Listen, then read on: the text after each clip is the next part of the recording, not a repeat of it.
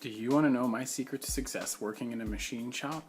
This is the one thing that I focused on throughout my whole career, and it led me to victory after victory. Welcome back to Machine Shop Tech Talk, where I bring you the techniques and technology you need to keep your spindles turning and earning. Today's tech is actually a secret that I've used to improve my career, and I've taught it to others and they've used it to improve their careers as well. So first I'm going to give it to you straight, tell you exactly what it is. Then I'm going to explain how it's worked for me to improve my career, and then I'm going to explain to you why it works and how it's going to continue to work for you. This is going to be the first video in a series about continuous improvement because that's the whole reason I started this channel in the first place.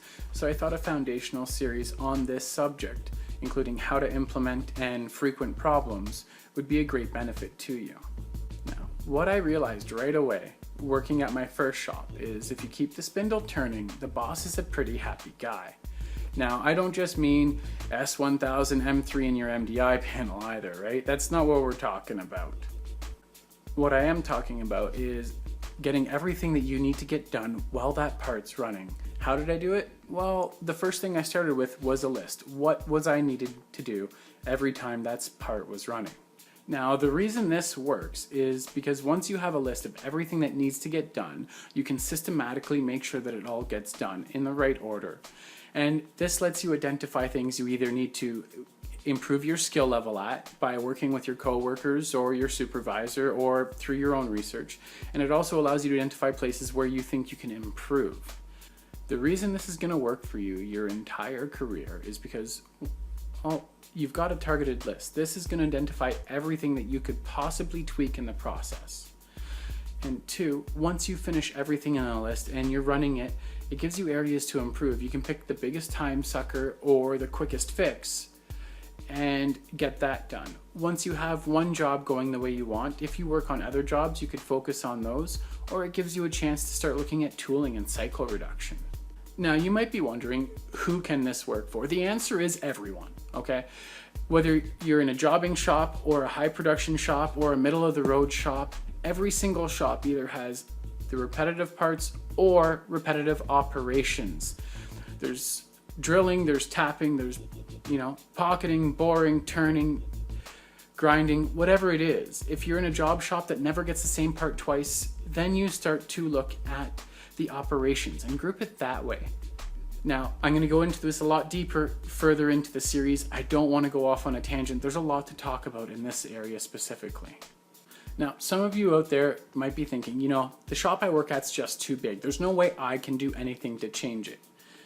And that's not true. Every shop should have a way to implement, no matter how much red tape there is. If there's not a process to implement changes, you can do it for yourself, or you can help the company implement a process for everyone else. And if both of those are really bad options, this is a good time to stop and ask yourself why you're working there. Are you trying to get started with your continuous improvement efforts? There can be a lot to get going when you first start out, and I am here to help you. You've got to remember, it's either you or the competition. Who's going to be? Let me help you fight. So I've given you the biggest secret that I have ever found, and it has worked for myself through every shop, through every type of job I've ever had, because this doesn't apply just to machine shops. And it's always made it so I never had to worry about having a job. I've always been able to provide for my family because I know this is one skill that translates from position to position. Unless, of course, you just want to keep everything the same, and in which case you probably wouldn't be watching this video. I'm passionate about helping to bring more manufacturing to North America. I want to do this by helping you keep your spindle turning and earning. This is by and far through continuous improvement. Whether it's tooling, procedures, or anything else that we can implement, it's a way to help you upgrade your skills, upgrade your workforce's skills.